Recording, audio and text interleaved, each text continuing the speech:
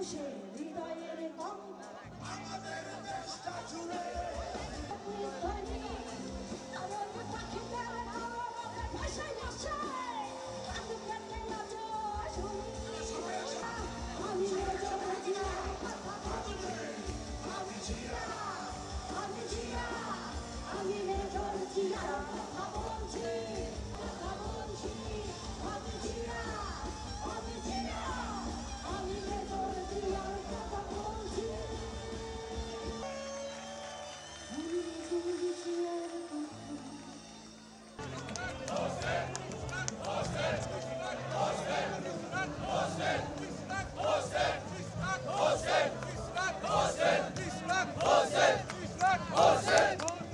যেখানে আপনার আদালত এবং ইলেকশন কমিশন থেকে গেজেট এরপরে যে অ্যাকশন সেটা হলো তাকে শপথ করানো, এটা তো খুব ক্লিয়ার হওয়ার পরেও এটা আসলে ইনভিজিবল পাওয়ারে যে এই কাজটা হচ্ছে সেটা সবাই বুঝতে পারছে।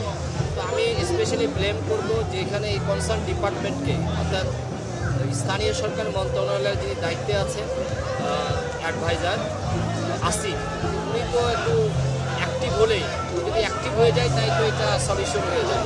আমরা এই প্রখর রোদে 6টা দিন ধরে আমরা দেখছেন, আমরা নিজেরাও করছেন, কাভার করতেছেন, নিউজ কাভার করছেন, মানুষের মতামত দিচ্ছেন, সেটা দলীয় মতামত বলেন, পাবলিকের সাধারণ মানুষের মতামত বলেন, ঢাকাবাসীর মতামত বলেন, নগরবাসীর মতামত বলেন, দক্ষিণের নগরবাসীর মতামত, সবার মতামত এক এবং অভিন্ন, এখানে কোনো ডিফারেন্স নেই।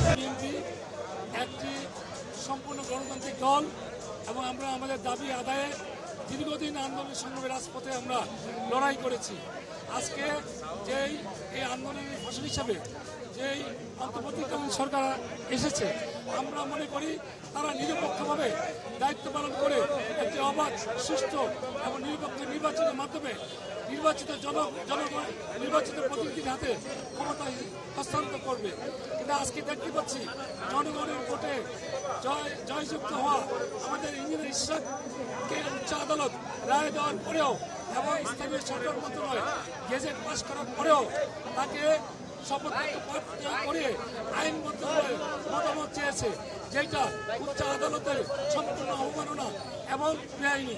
কাজেই আমরা তারা যে একটি নতুন দল তৈরি করেছে, সেই দলকে স্টাবলিশ করার জন্য এবং বিএনপির জনপ্রিয়তা নষ্ট করার জন্য তারা অভিসন্ধি করছে। এর জন্য আমরা রাজপথে আছি। আমাদের নগরপিতা ইঞ্জিনিয়ার ইশরাককে যে পর্যন্ত তার দায়িত্বে না বসাবে সেই পর্যন্ত আমাদের আন্দোলন তীব্র থেকে তীব্রতর হতে থাকবে ইনশাআল্লাহ।